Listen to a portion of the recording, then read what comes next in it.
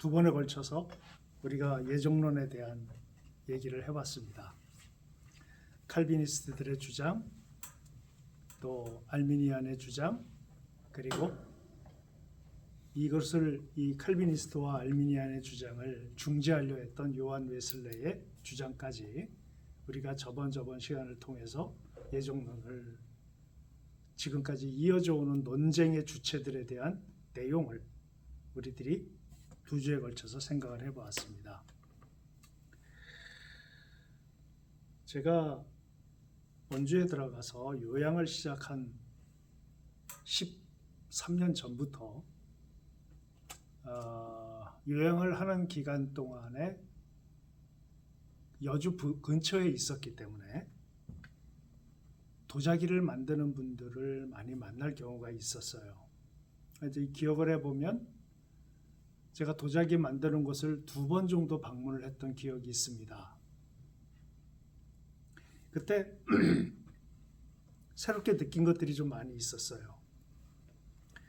손수 흙을 빚어서 완성된 도자기의 모양을 완전히 만들고 그것을 집어넣고 불을 떼서 굽습니다. 그러면 한 가마당 한 20개에서 많게는 30개까지 이렇게 들어가는 걸 봤어요.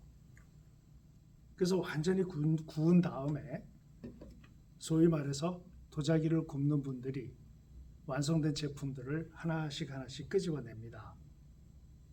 한참을 굽고 또 한참을 식히더라고요.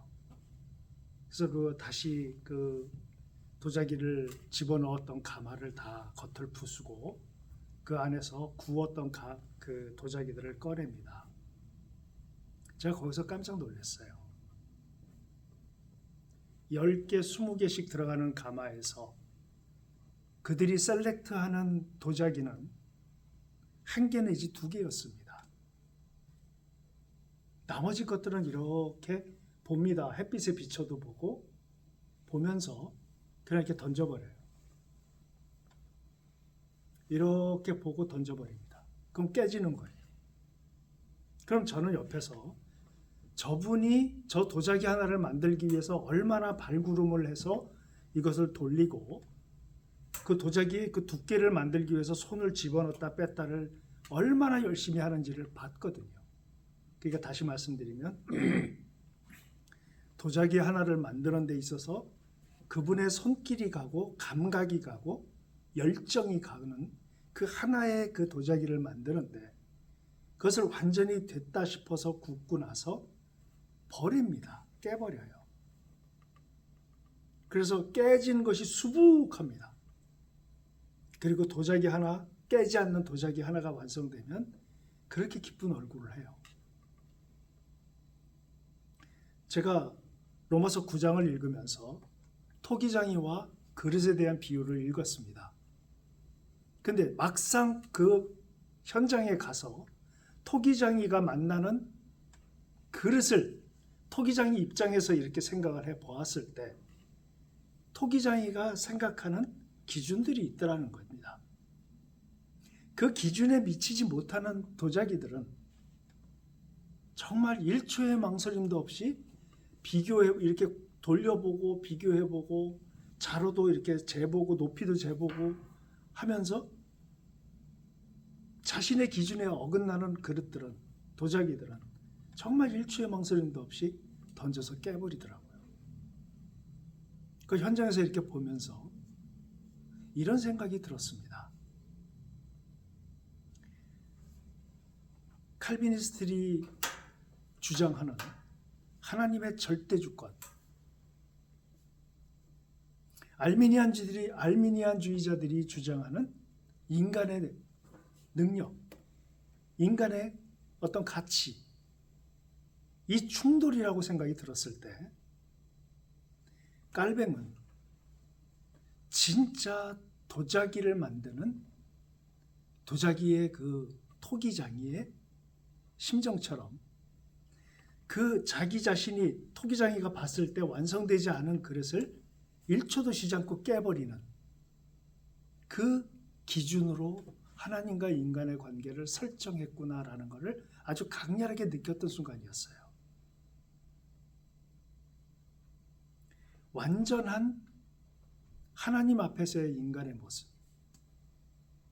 하나님의 절대 주권 앞에서 인간의 완전 부패한 모습, 1초의 망설임도 없이 던져 깨버리는 토기장이의 그 결정처럼 깔뱅은 완전하게 바울이 로마서 9장에 썼던 토기장이와 그릇의 비유, 이것을 예레미야가 먼저 언급을 했었죠. 예레미야가 언급한 걸 바울이 이어 썼지만은 그것을 하나님의 완전 주권이라고 하는 기준을 가지고 보았다. 그렇다면 우리가 어떤 결론을 내릴 수 있느냐면 깔뱅이 본 토기장이와 그릇의 비유를 통해서 우리가 보는 깔뱅이의 그 깊이 있는 내면의 그 주장은 하나님의 완전 주권 앞에 철저한 회개와 완벽한 굴복을 하나님 앞에 우리 인간은 완전히 굴복해야 하는 존재이다. 이것을 다시 말씀드리면 하나님 앞에 하나님과 비견해서 인간이란 존재는 완전히 그릇이며 완전히 토기장이로 가야 한다라는 개념으로 완벽하게 해석을 한 거라고 생각이 들었어요. 막상 현장에 가서 수북하게 깨진 정성을 들이고 최선을 다해서 땀을 흘리고 노력과 지식과 모든 경륜을 다해서 만든 도자기를 내면의 어떤 기준에 의해서 그냥 과감없이 깨버리는 토기장이의 그 정신이 깔뱅이 보았을 때에는 완전히 하나님과 인간의 관계라고 보았구나라는 아주 확실한 깨달음을 본 기억이 있습니다. 현장에서 그것을 느꼈어요.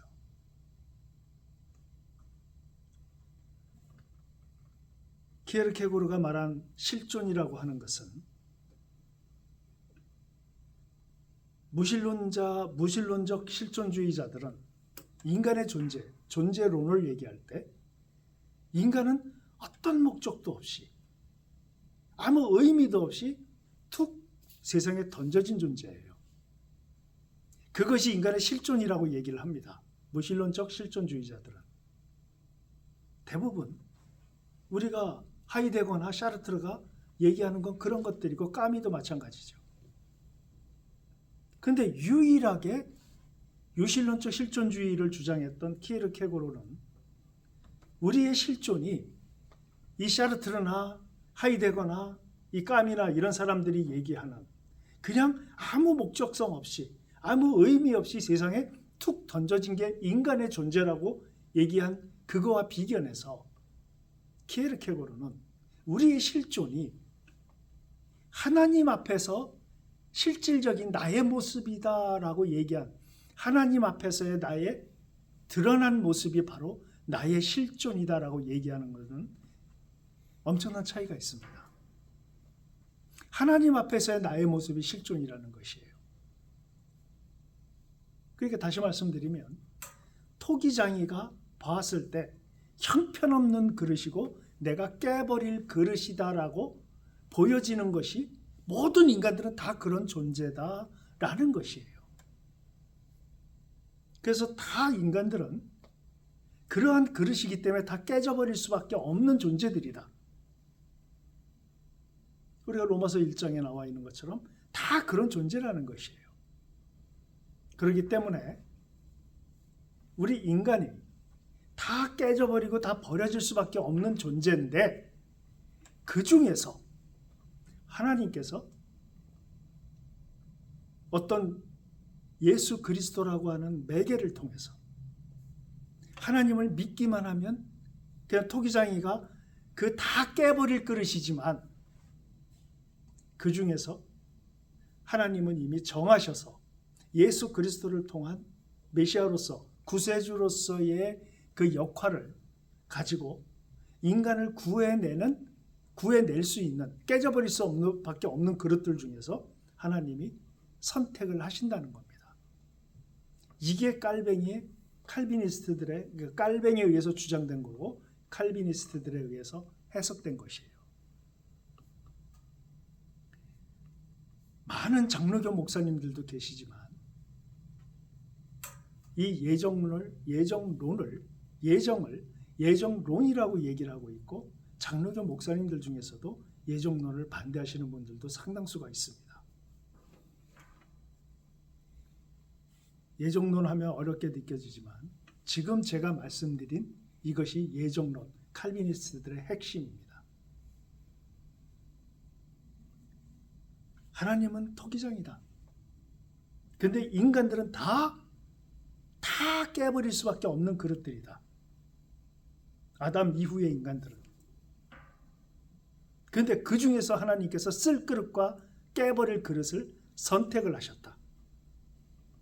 그것이 하나님께서 선택하셨기 때문에 그것을 인정해야 되고, 그릇이 왜 나는 선택을 받아서 구원을 받는데 저 그릇들은 왜 깨져야 됩니까? 라고 물을 수 없다. 하나님의 절대 주권이다. 그것을 저는 도자기를 만드는 현장에 있는 장인 몇 분과 대화를 하면서 그분들이 느끼는 깨버릴 도자기들에 대한 인식이 어떠한가를 실질적으로 들으면서 어느 정도는 하나님도 이런 심정이셨겠구나. 비춰보고 재보고 했을 때 하나도 마음에 드는 그릇이 없는 겁니다. 그것이 로마서 1장의 결론이에요. 하나님이 없는 자들의 특징. 그런데 그 중에서 하나님이 선택을 하셔갖고 구원을 받았기 때문에 구원받은 그 그릇들은 깨어져서 버려질 수밖에 없는 나의 존재가 하나님의 일방적 선택에 의해서 내가 구원받았구나 하는 철저한 하나님께 감사를 드릴 수밖에 없는 그런 존재이다라고 주장하는 것이 깔뱅의 주장이며 칼비니스트들의 해석입니다. 이것이 핵심이에요. 그런데 알미니안주의자들은 얘기하는 게 그겁니다. 그거 알겠다는 거예요. 알겠다. 그러나 그렇게 되면 인간의 가치는 무엇이냐? 인간에게 의지가 없다면 그냥 하나님이 일방적으로 정한 것 아니냐? 그렇기 때문에 인정할 수 없다는 거죠. 그러니까 우리의 구원에 있어서 인간의 역할도 있을 거야. 그래서 인간은 이 정도의 역할은 구원을 받는 데 있어서 이 정도의 역할을 할 수 있을 거야. 있을 거야. 이러한 쌍방의 주장이 계속해서 부딪혀 왔던 겁니다.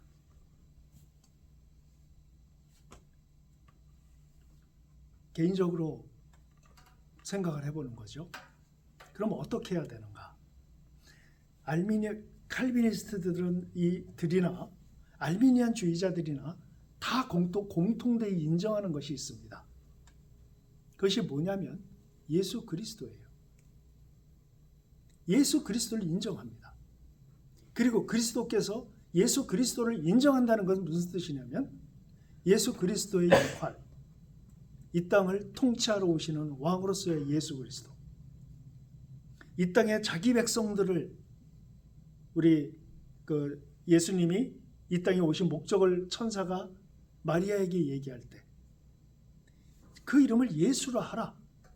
그는 자기 백성을 저희의 죄에서 구원할 자이시다 라고 표현하지 않았습니까? 그러니까 왕으로 오셔서 자기 백성을 둔 예수 그리스도, 그리고 그 백성을 구원하실 예수 그리스도, 그리고 어떻게 살아야 되며 종말까지 우리가 어떤 과정을 가야 하는가를 선포하실 선지자로서의 예수 그리스도, 이거를 칼비니스트들이든 알미니안들이든 다 인정을 합니다. 무슨 뜻이냐면 동일한 하나님을 믿고 있는 사람들이에요. 그러니까 그들은 서로가 자신의 입장을, 자신의 성경적 해석을 가지고 싸우는 겁니다. 저 개인적으로는 이런 생각이 들었어요. 칼비니스트가 옳으냐 알미니안이 옳으냐, 무의미하다. 라는 생각이 들었습니다. 오히려요, 무엇이 옳은가를 논하기 이전에 저는 칼비니스트의 입장에서 얘기하는 분들과 알미니안 입장에서 얘기하는 사람들이 서로를 상실합니다. 그 이 논제 때문에 사람이 사람을 상실해요. 이거는 예정론이 무엇이냐, 알미니안 주의자들이 얘기하는 것이 무엇이냐를 아는 것보다 더 큰 손실이라고 생각이 들었습니다. 사람은 사람을 상실해서는 안 된다고 생각이 들었어요. 더 이상 예수님이 오셔서 그거 이런 거야 라고 설명하시기 전까지는 아무런 답을 낼 수 없는 주제라고 생각이 들었어요. 한마디로 말씀드릴게요. 무의미합니다. 논쟁이 무의미하다는 생각이 들었고요. 그럼 우리는 어디에 초점을 맞춰야 되는가? 나는 어디에 초점을 맞춰야 되는가에 대해서 정말 몇 년 동안 고민한 기억이 있습니다. 어디에 초점을 맞춰야 되는가? 제가 존경했던 한국의 목사님들이 계십니다. 그분들 설교를 이렇게 들으면은요, 손쉽게 입에서 자연스럽게 나오는 단어가 있습니다. 자유의지예요. 하나님께서 우리에게 자유의지를 주셨기 때문에 우리가 예수 그리스도를 영접하는 그런 순간을 맞이할 수 있었던 겁니다. 라고 설교를 하세요. 장로교 목사님들이요. 그분들에게 묻고 싶었어요. 칼비니스트이십니까? 알미니안 주의이십니까? 뭐라고 대답하실까요? 여러분 앞으로도 생각을 해보시고 잘 들어보십시오.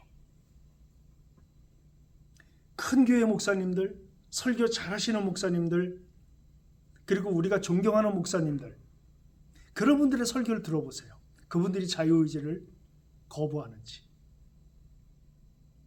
그들이 온전한 칼비니스트들이라면 자유의지를 얘기하면 안 됩니다. 완전 부패한 존재가 무슨 자유의지예요? 안 되는 거죠. 근데 자유의지를 자연스럽게 얘기하세요. 뭘 의미하죠? 적당히 타협한 걸까요? 칼비니스트, 알비니안주의 적당히 타협해서 얘기하는 걸까요? 저는 그렇게 생각하지 않습니다. 하나님께서 각자에게 주신 칼비니스트의 주장이 완전히 예정을 다 설명했다고 보지 않습니다. 저 개인은 그렇게 생각해요. 알미니안주의자들 마찬가지입니다. 요한 웨슬레의 중간에서 그것을 뭔가 이렇게 중재해 보려고 하는 노력들도 완전한 것이라고 보이지 않습니다. 회색지대에 있는 사람 입장에서요, 자연스럽게 회색지대의 입장이 돼간다는 생각이 들었어요. 성경에 나와 있는 걸 취하는 것은 올바른 거라고 생각이 듭니다. 성경에는 구약과 신약 전반적인 부분에서 하나님의 절대 주권적 예언을 선포하신 경우가, 예정을 선포하신 경우 구절이 상당히 많습니다. 구약과 신약 다 마찬가지예요. 그러니까 분명히 예정이라는 것은 존재한다. 이것은 캘비니스트 주의자들도 예정을 얘기하고요. 물론 알미니안들은 예정을 단 하나만, 예정에 대한 얘기를 완전히 하나님이 예정하신 것은 이거야 라고 얘기한 예정이 하나 있어요. 그게 뭐냐면 예수 그리스도가 오실 거에 대한 것은 예정이라고 얘기를 합니다. 예정은 분명히 존재하는데 우리들은 어떻게 생각해야 하는가? 이것이 옳으냐 저것이 옳으냐에 매몰돼서는 안 된다고 생각을 합니다. 만약에 한쪽으로 매몰되면 우리는 캘비니스트들 중에서 훌륭한 사람들을 상실하게 되고요. 또 알비니안 주의자들 중에서 훌륭한 분들을 상실하게 됩니다. 율법이나 원칙 때문에 사람을 잃는다는 것은 막대한 손해입니다. 막대한 손실이에요. 결코 하나님이 원치 않으시는 겁니다. 하나님이 보시는 가장 큰 가치는 한 영혼의 구원입니다. 그런데요, 내가 가지고 있는 것이 칼빈주의다, 내가 가지고 있는 것이 알비니안이다, 내가 옳다 네가 옳다 하는 것 때문에 싸우는 것과 나는 보수에 속하고 나는 좌익에 속하, 나는 진보에 속한다, 이거 가지고 싸우는 거와 결론 나지 않는 싸움인 걸로 난 유사점을 찾습니다. 싸워서는 안 돼요. 서로의 가치를 인정해야 합니다. 보수와 진보의 이념 때문에 사람을 상실하는 것은, 원칙 때문에 사람을 상실하는 것은 결코 하나님이 원하시는 게 아닙니다. 사람의 가치가 보수와 진보라고 하는 이념의 가치보다 너무나 그 가치가 상실된 시대에 살고 있어요. 아니죠. 어떤 이념이나 원칙 때문에 사람을 상실해서는 안 됩니다. 예수 그리스도의 하나님 되심을 거부하는 이단들을 제외해 놓고는 우리가 사람을 상실할 만한 것은 없어요. 다 피조물들입니다. 피조물이라고 하는 게 무슨 뜻입니까? 사람이 정복하고 다스릴 존재예요. 그런데 그 피조물이 사람을 정복합니다. 그것이 이념이고 이런 논쟁들이에요. 어떻게 피조물이 사람을 다스립니까? 어떻게 피조물이 사람을 매몰시킵니까? 돈의 가치가 사람을 매몰시키는 것과 동일하게 해요. 원칙과 원리들이 사람을 매몰시켜요. 안 됩니다, 이제는. 우리는, 하나님은 사랑이십니다. 하나님은 토탈 사랑이세요. 그분은 생각도 사랑이고 그분의 형성 자체도 사랑이고 전부 사랑입니다. 그 모양과 형상대로 우리가 창조됐어요. 그러면 우린 이 사랑의 대상은 사람이어야 합니다. MBTI 요즘에 한참 많이들 얘기들 하는데요. 이 끝에 제2에 속한 사람들이 이 원칙과 원리, 율법, 이런 것들에 굉장히 집착을 하는 유형이라고 해요. 여러분 MBTI 많이 해보셨으니까 아시겠습니다만, 제가 전형적으로 제2에 속한 사람입니다. 그 원칙이 중요하고 원리가 중요해요. 굉장히 매몰되어 있는 그런 젊은 시절을 보냈습니다.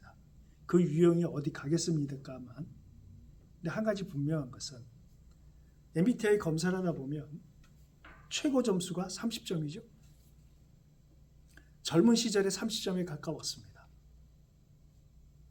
그런데 하나님께서 점차적으로 제2의 성향을 완전히 없애주신 게 아니라 점차적으로 30에서 20으로, 15로, 12로 이렇게 줄여주시는 걸 봤어요. 저는 하나님께서 저를 성화시켜 가신다고 생각을 합니다. 줄여주는 만큼, 줄여지는 만큼, 그 캐파만큼 무엇이 소중해지는가? 바로 사람입니다.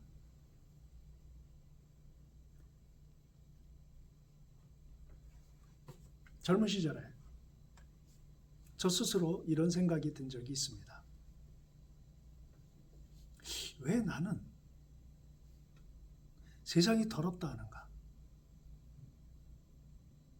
왜 나는 쓰레기통만 보면서 세상이 더럽다고 하는가? 나는 이렇게 어떤 많은 원칙들이 있어서, 기준들이 있어서 왜 사람들이 그렇게 분류되는가? 왜 이런 부정적이고 뭔가 냉정하고 회의적이고 난 왜 이 모양일까? 이런 문제 때문에 굉장히 힘들었던 적이 있어요. 그 현타가 온 적이 있습니다. 이거 어떻게 해결해야 할까요? 날카롭게 비판하고 날카롭게 다가가고 분석하고 하는데 쾌감을 왜 느낄까? 과연 내가 이런 고민을 하는 이유는 하나님은 그렇지 않으실 것 같다는 생각 때문이었어요. 하나님은 다 아십니다. 하나님은 모든 걸 분석하실 수 있고 날카로운 기준을 설정할 수 있는 분이에요. 왜? 그분은 전지하고 전능하신 분이니까. 전능하고 전지하신 분이니까 모든 게 가능하신 분입니다. 근데 그 하나님은 본질이 사랑이시라는 거예요. 근데 사랑이 전혀 없는 저를 보는 겁니다. 왜 난 이럴까? 그리스도가 십자가에서 이런 정신을 갖는 나를 위해서 십자가에서 저렇게 찢겨 죽으셨는가? 무슨 가치로? 이런 현타가 오기 시작하면서 굉장히 힘들었던 시절을 보낸 적이 있습니다.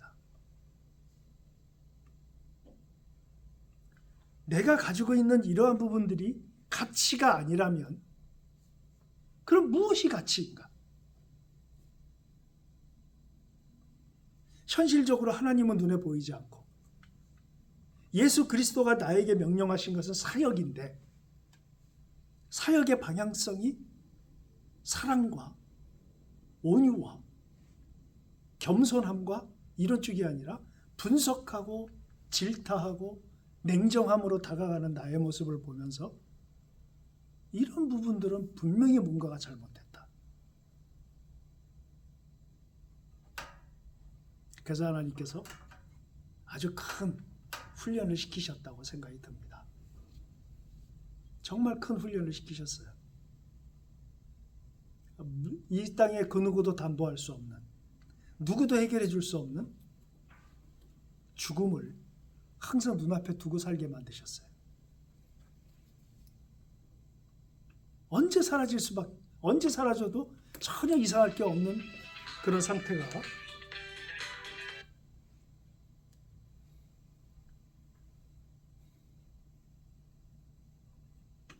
되면서 하나님 앞에서 다시 한번 생각을 해보는 겁니다. 하나님이 완전한 사랑이시라면 나도 그래야 된다. 근데 전혀 그게 안 된다. 그래서 힘들다. 이 원칙에서 죽음이 앞에 있으니까요. 다 사라집니다. 아무것도 남지 않아요. 내가 원하는 게 뭐지? 죽는다는 걸 기정사실화했을 때 내가 뭘 원해야 되지? 내가 무슨 가치를 이때 추구해야 되지? 이거 외에는 떠오르질 않아요. 그때 딱 하나 아주 강렬하게 다가온 게 있다면 그것이 내가 하나님한테 갈 텐데 좀 하나님하고 좀 유사점이 있었으면 좋겠다. 하나님이 이해할 수 있는 그 어떤 영역이 좀 있으면 좋겠다. 그냥 자연스럽게 생각이 듭니다. 우리 그렇지 않아요? 누구를 만날 때, 긴장된 누구를 만나러 갈 때 그의 눈에 내가 긍정적이었으면 좋겠다는 생각하지 않아요? 그래서 긴장되는 어른을 만나거나 또 썸 타는 어떤 대상을 만나거나 젊은이들 그럴 때 꽃단장 하지 않습니까? 죽음이 눈앞에 있다고 가정이 되니까 하나님 앞에 꽃단장이 뭘까? 그 걷기도 힘든 몸을 가지고 지팡이를 들고 걸으면서 그런 생각을 한번 처음 시작을 했습니다. 하나님이 내가 예전에 그렇게 많은 원칙과 원리들, 알고자 했던 것들, 그 중에 우리가 주제로 삼았던 예정과 예정이냐, 예정론이냐, 예정설이냐 이런 원리들 하나님 앞에 간다고 생각했을 때에는 아무런 가치로 남지 않아요. 나는 하나님 앞에 어떤 꽃단장을 해야 하는가? 그때 느껴진 것, 그때 알게 다시 한번 묵상을 하게 됐던 게 요한 1서입니다. 하나님은 사랑이시라. 더한 이런 예정론, 예정설, 예정, 물론 아는 건 중요하지요. 그러나 본질에서는 우리가 본질을 얘기하자면 오직 예수 그리스도의 하나님 되심과 그분의 주권 있는 예수 그리스도의 왕국입니다. 하나님의 나라. 그리고 그 하나님 앞에 인간이 가질 수 있는 최대한의 유한성, 죽음 앞에 선 그 인간이 결국 하나님 앞에 내가 지금 간다면 언제 갈지 모르는 편정을 받은 저로서는 그 당시에 그런 생각이 들었어요. 하나님 앞에 꽃단장이 뭘까? 그래서 이거였습니다.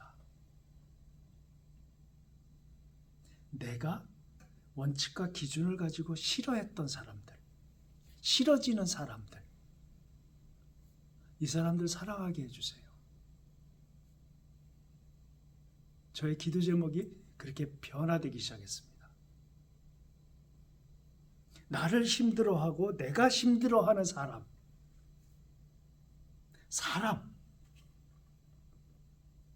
사람에 대한 인식을 좀 달리하게 해주세요. 얼마 안 남았다고 생각했을 때 저의 입에서 나오는 유일한 기도 제목이었습니다. 예수님이 십자가에서 온몸이 찢기시면서 그 고통을 당하실 때에 그분은 하나님 앞에 이렇게 기도하셨어요. 하나님, 저들을 용서해 주세요. 지들이 지금 무슨 짓을 하고 있는지 모릅니다. 저들은. 정확한 해석이에요. 그 밑에 있는 인간의 군상들이 무슨 짓을 하고 있는지 모르고 있었습니다. 하나님을 지금 십자가에 못 박았어요. 근데 그분은 그렇게 얘기하세요. 용서해 주세요.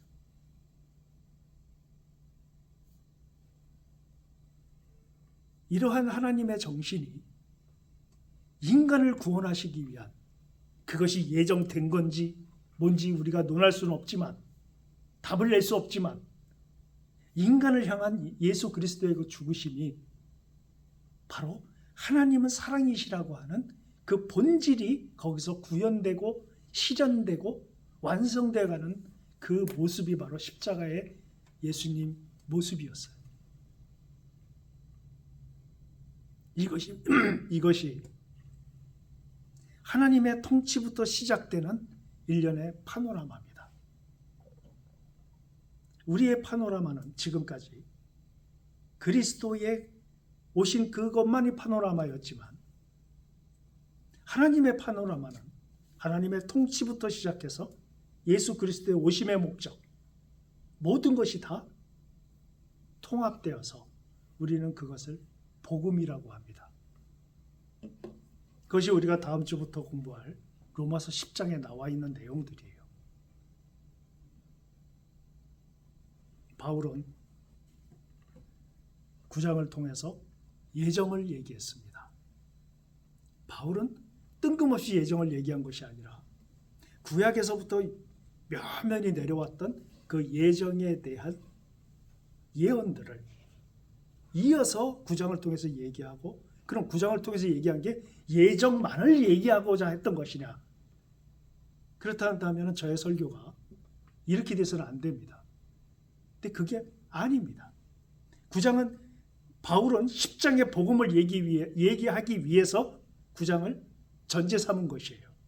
하나님의 주권, 우리를 구원해 주시는 하나님의 사랑, 그것을 전제하기 위해서 9장을 얘기하고 10장으로 넘어가는 겁니다. 10장에서 복음을 얘기하고 그러면 이스라엘은 어떻게 됩니까? 라고 할 때 11장에서 이스라엘을 얘기하고 있어요. 지금까지 제가 9장을 얘기하려던 목적이 이것이었습니다. 하나님의 사랑, 그리고 그 사랑이 그리스도의 십자가를 통해서 실현되고 구현되는 그 모습, 이런 총체적인 하나님의 사랑이 어떻게 구현되어 오는가에 대한 전체적인 얘기가 바로 복음이라는 것을 우리가 이 예정설, 예정론, 예정이라고 얘기하는 여러 분파들의 이 다툼과 이런 것들이 있어 왔으나 중요한 것은 그게 아니라 10장에서 얘기하고자 하는 그 복음을 얘기하기 위한 전제였다라는 것을 미리 여러분에게 말씀드리고, 다음번에 우리가 10장을 통해서 과연 복음이 무엇인지에 대한 구체적인, 또 복음에 대해서 재설정되는 그런 시간이 되기를 기도하면서 다음 주에 뵙도록 하겠습니다. 수고들 하셨습니다.